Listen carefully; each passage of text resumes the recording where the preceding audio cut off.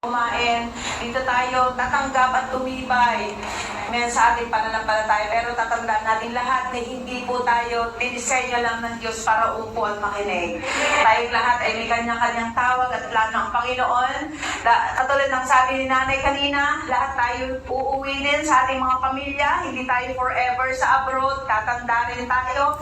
At pilitin natin tumanda na masaya at nasa tamang landas na nagpapatuloy sa paglilingkod sa Panginoon. At salamat din sa Panginoon sa opportunity na nakasama natin ang ating nanay, Lilian. Amen. Magkatabi kami nung unang gabi sa bed, sa room nila PH. Pero dahil sa lamig, winter doon sa loob ng bahay, amen, hindi kaya ni nanay. So, ako nag-adjust. Hindi siya nag-aircon. Ako na pumunta sa winter. Siya na lang sa summer. Sabi ko na lang ng ganon. Pero na-miss namin kayo, so totoo lang. Amen. At napakaiksi ang ating oras ngayon, kaya hindi na po ako papaligoy-ligoy. Ang ating mensahe at iiwan ko ngayon sa inyo, ngayong hapon na ito ay isang mensahe na kung saan sa pagkain ayaw nyo ito. Amen. Isipin na ninyo kung ay yung mga inaayawan nyo at hindi nyo paboritong mga pagkain. Ayan. Ayan, palaya, mapait. Ayan. Ano ba yung mga pagkain na ayaw ninyo? Ang ating topic ngayong umagang ito ay napakahalaga at sapagkat ito ang plano at gusto ng Panginoon sa ating lahat. Amen. At ito ay ituturo at ipapaalala sa atin ng Panginoon palagi ito para tayo ay makausad sa ating direksyon, sa ating paglakbay, patungo sa tagumpay. Na hindi natin ito dala-dala, hindi natin dalhin ang mga bagay na ayaw at hindi kalooban ng Diyos na dalhin natin. Okay, so ito ay napakalaga sapagkat kumbaga napakahirap gawin. Mahirap lunukin kung ayaw mo talaga yung pagkain.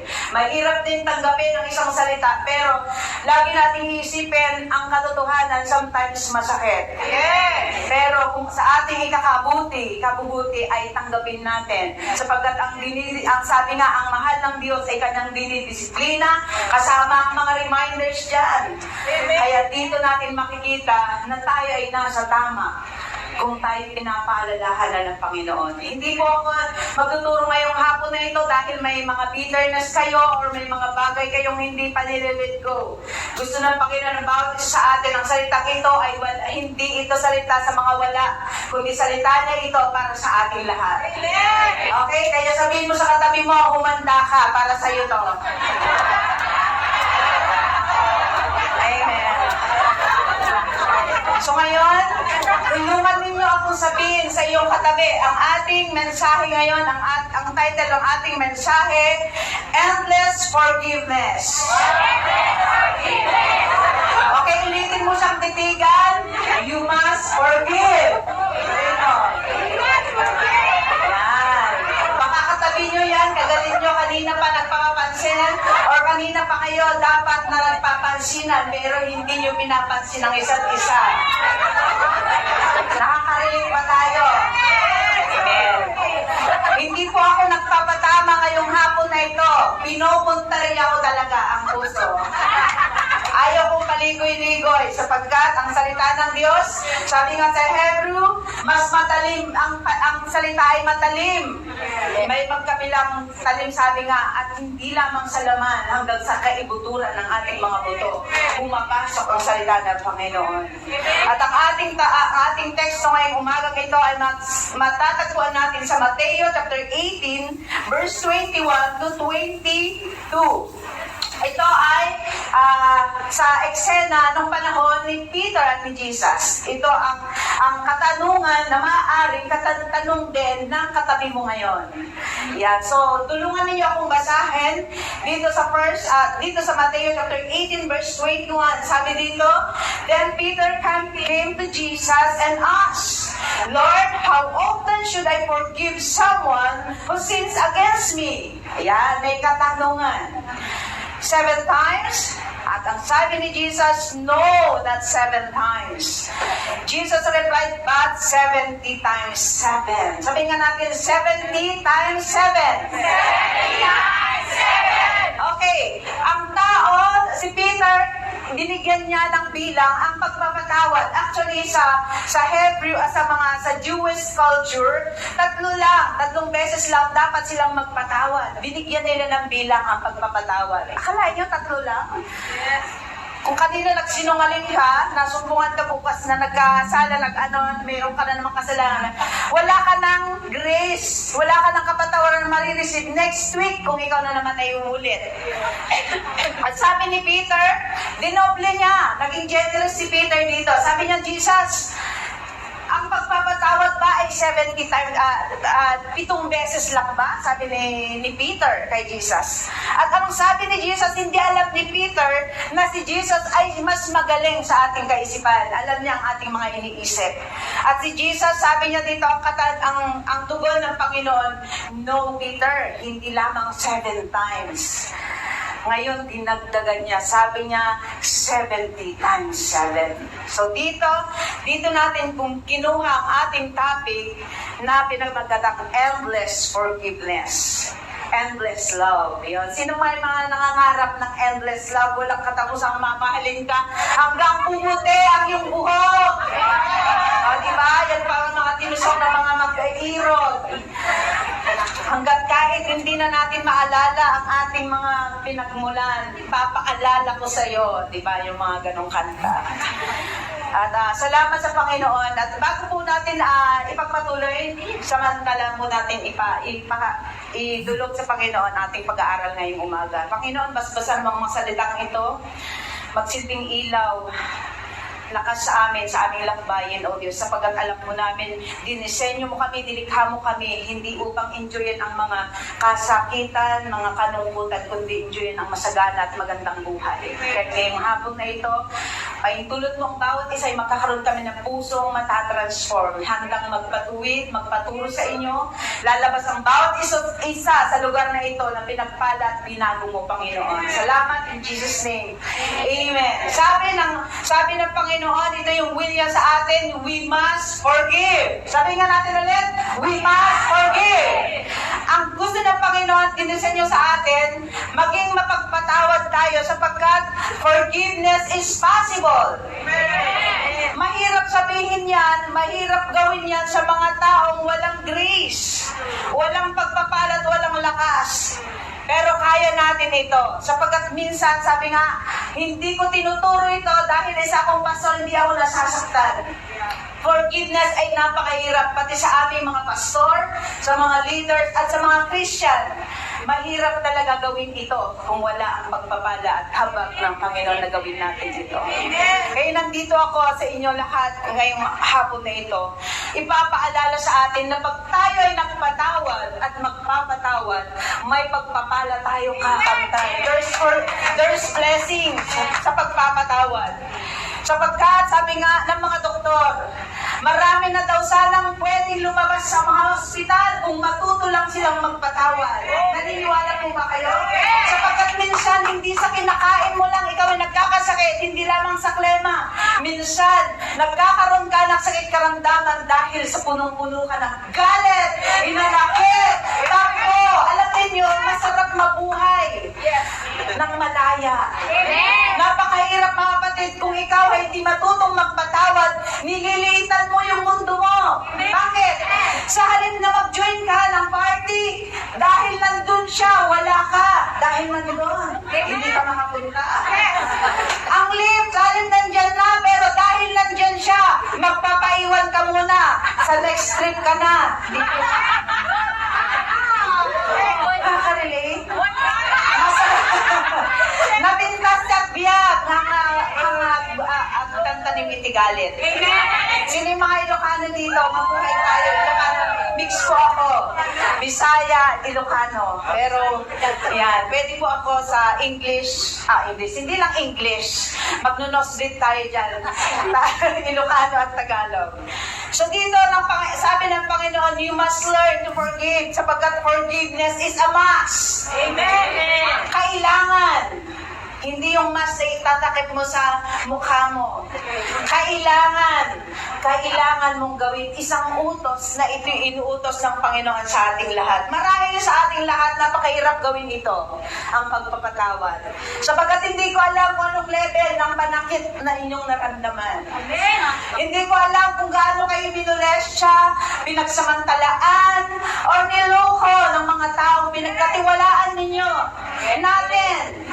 Pero ito naman, pagmasdan natin, yung mga iniibig pa natin, madalas sila ang mas mahigit na nakakapanakit sa atin.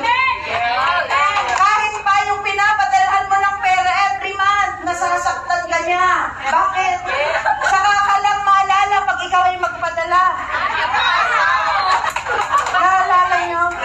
Kaya pag minsan, pwede namang kumustahin kayo, pero mga kapatid, kung hindi nila magawa yun, huwag na kayo mapaghanap. Tinutunan ko na maging self-supporting. Kung hindi ako makumusta, text ko sarili ko, Melanie, kumusta ka na? Ayos lang kami. Mag-date tayo. Kaya madalas nakikita nyo sa mga post ko ng Friday night, yes! Magdi-date kami ng me, myself, and I. Enjoy myself. Enjoy natin ang buhay. Sapagkat ang Panginoon, nilikha tayo hindi upang enjoyin ang mga, sabi ko kanina, ang mga lungkot na yan, mga kabiguan na yan. Yes. Pero mga kapatid, alam ko lahat tayo nakaranas na rin po mananakit. Yes. Lagi nating tatandaan ito. Hanggat tayo ay nabubuhay sa mundong ito, meron at merong mga ginagamit ng kaaway na tayo ay masaktan. Yes. Habang tayo nabubuhay. Sabi nga sa Luke chapter 17 verse 1, sa 17 at sinabi niya dito, hindi mangyayari, hindi ko na basahin sapagkat mahaba, isulat na lang ninyo. Kung bakit sinabi dito na forgiveness is no limits, si Jesus hindi niya nilagyan ng limits ang pagpapatawad. Kaya nga kung titignan natin ang kung magkano lahat yung 70 times 7, sino pong magaling sa math dito? 70 times 7 is 490.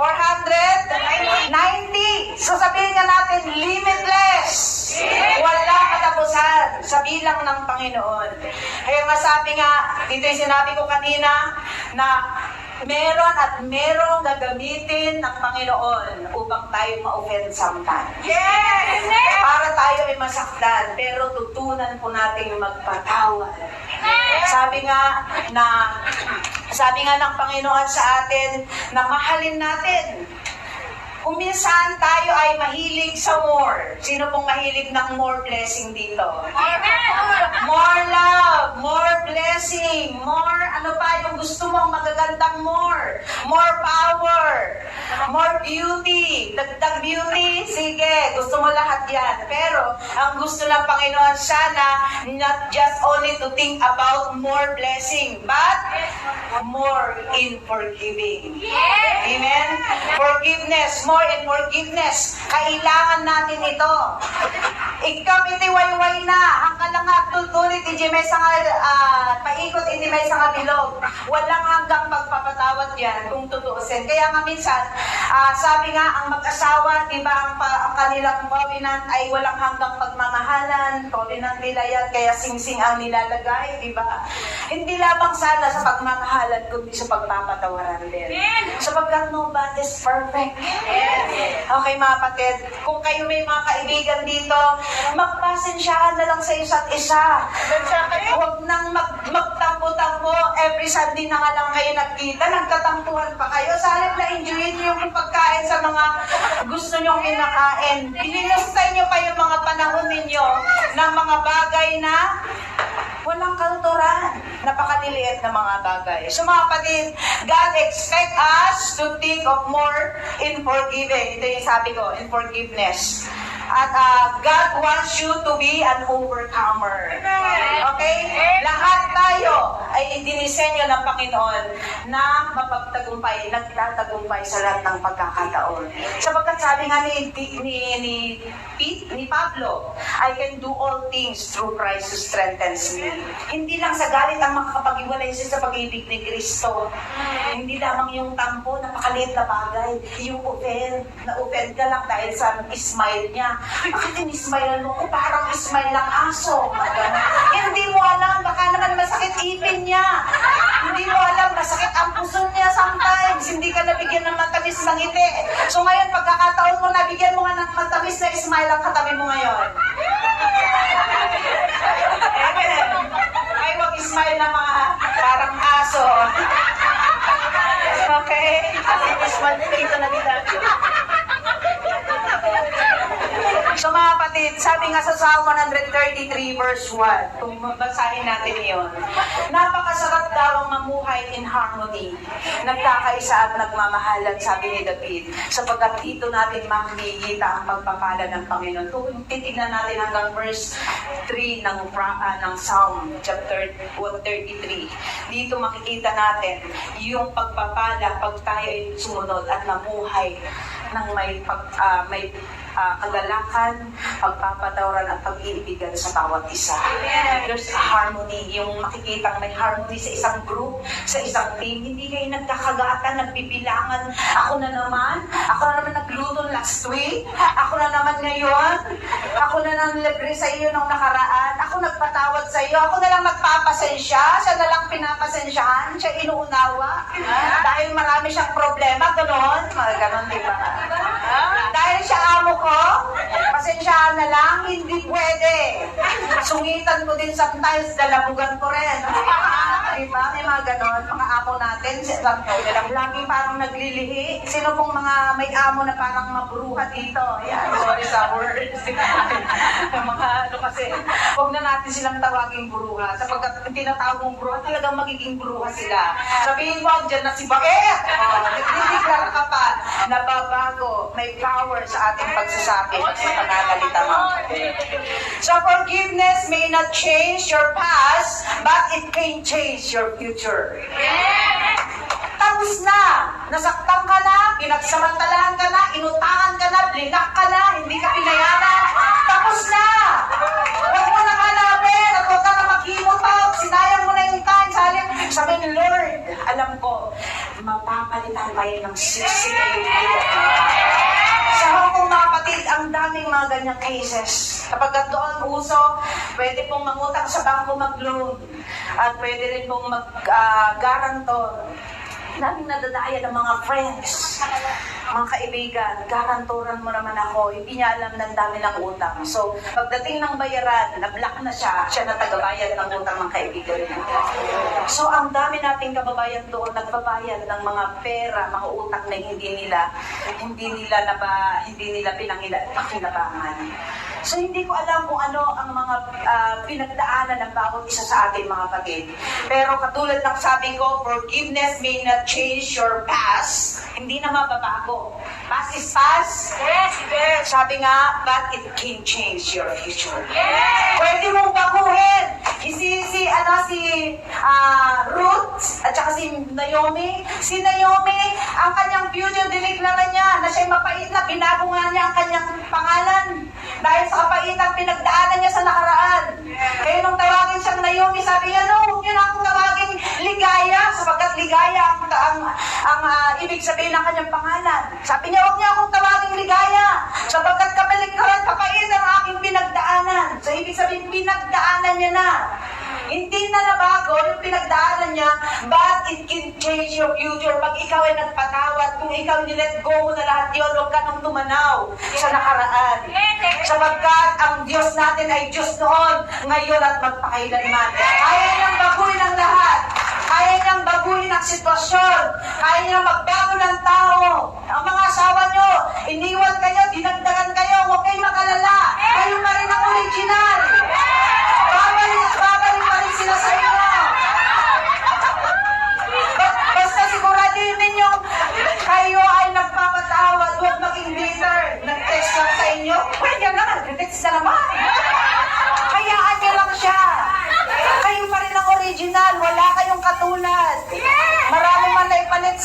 dinagdagan lang, hindi kayo pinagpalit.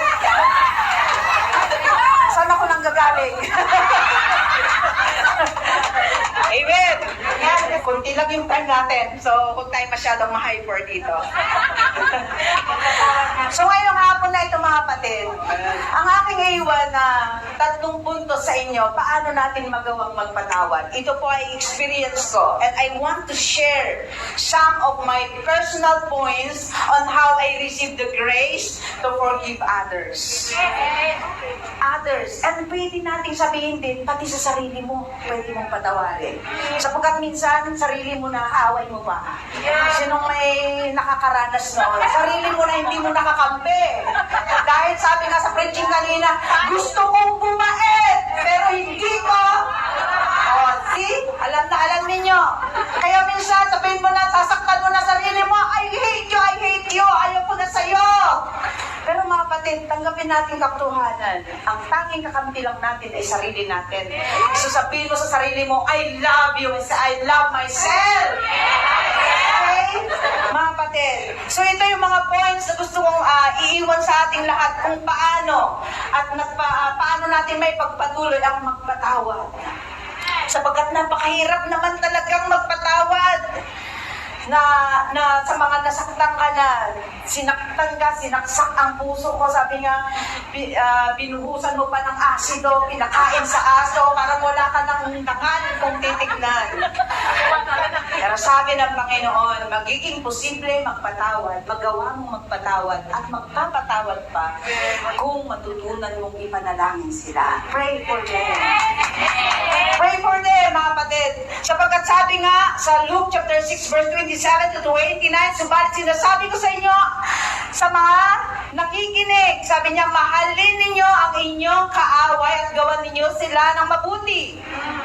At sa mga napuput sa inyo, sabi niya, mahalin ninyo sila. Verse 28, pagpalain ninyo ang mga sumusumpa sa inyo at ipanalangin ang mga nang-aapi sa inyo. Pwede bang patawarin na lang? Huwag na lang ipanalangin.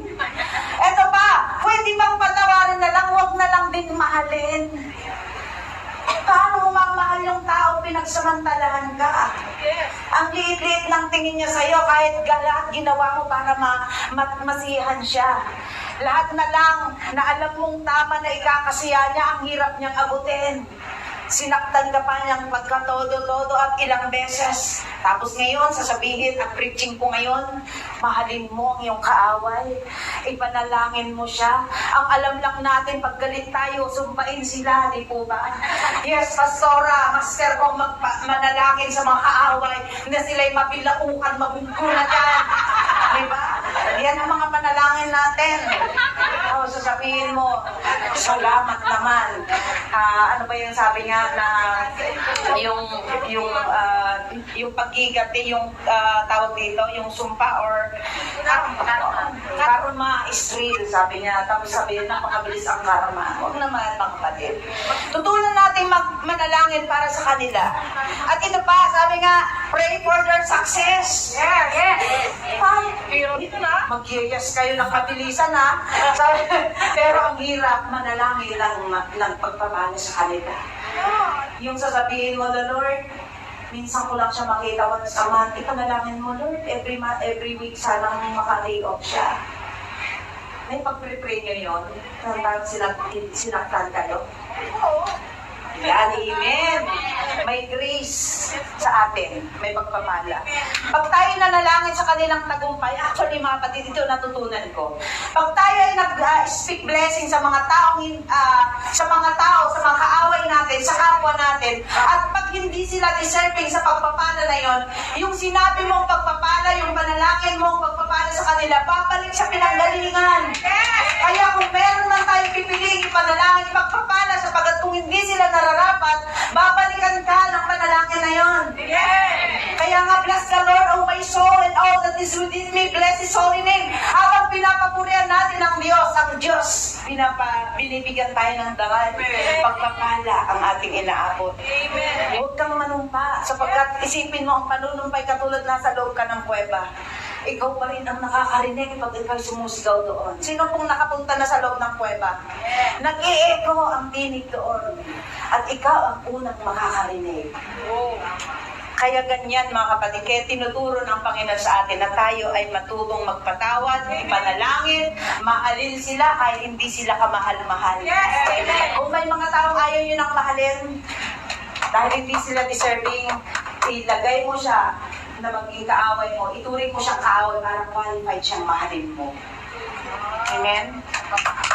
Yan ang isang sikreto. Matthew chapter 6 verse 7, ang sabi ng Panginoon, forgive them. Nung sinabi ng Panginoon ay ng mga disciples, Lord, turuan mo kami kung paano kami magpatawad. At dito sa verse 4, sa panalangin ay tinuro ng Panginoon, alam na nating lahat, kaya hindi ko na sasabihin. Sa verse 4 sabi niya, and forgive our sin, as we forgive those who forgive us. Those who, sabi niya, sins against us. Sabi, sa pansin niya sa talata, tulungan patawarin mo kami katulad ng pagpapatawad namin sa aming kapwa. Ibig sabihin, Lord, tratuhin mo ako the way kung paano ko tratuhin ang aking kapwa. Pinatawad ko ng hap-hap ang aking sister, ang aking kapatid, ang aking asawa, ang aking kapamilya. Patawarin mo rin ako ng hap-hap. Kasi ganun yung sabi sa prayer, di ba? Forgive us. Patawarin mo kami katulad ng pagpapatawad namin sa aming kapwa. So kung hindi ka pala nagpatawad sa iyong kapwa, ganun din ang matatanggap mo. Okay, mga kapatid? Nag-gets niyo itong ibig kong sabihin. We are, sabi nga, God is so merciful, but we are merciless. Sinasabi pa natin yun, mahabagin ang Panginoon, pero napakaiksi ang ating pasensya, ang ating grace, mercy, habag sa ating kapwa. At hindi gusto ng Panginoon. So we must pray. Pag-pray natin sila at patawarin natin sila, mga kapatid. Number 2, mabilis lang ating oras, make decision to forgive. Okay, kailangan at napaka-importante ito, mga kapatid. Kayanin natin magpatawad kung tutunan mo na pagdesisyonan. Kasi kung hindi mo didesisyonan yan, walang mangyayari. Piliin mo silang patawarin, desisyonan mo. Sabi nga sa kasaysayan ni Joseph, alam natin yung life ni Joseph sa Genesis 41, na si Joseph, tulad natin si Joseph, dumaan siya ng mga pang-abuso ng kanyang mga kapatid. Hindi siya minahal niya ang pamilya niya, pero hindi siya minahal. Yes. Pinagkanalot, binenta siya, pinahirapan siya. At nakulong pa siya ng pagkakasalang hindi naman niya ginawa. Pero nung time na nasa masagana at sa purpose na siya ng Panginoon, nakita niya ulit ang kanyang mga kapatid. At pwede siyang makigat ni that time. Pero dinesisyonan ni Joseph na magpatawad. At lalo niyang inaruga ni Yakap ang kanyang mga kapatid. Alam niyo, mga kapatid, pag magpatawad tayo, there is joy. Hindi mo, unspeakable joy ang maranasan at maramdaman mo sa puso mo. Humihilig na yung kagalit mo, ikaw hindi pa.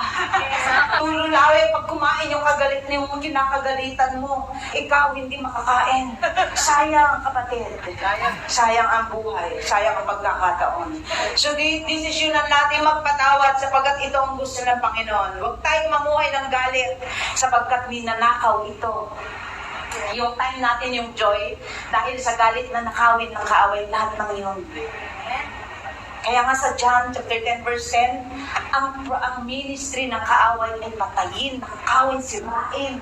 Kaya pag alam natin yung ministry ng kaaway, hindi mahirap gawin ang magpatawad. O sinira na naman ang mood ko, pero hindi. May buong maghapon pa, hindi mo ipapahintulot na sisirain ang kaaway ng buong araw mo.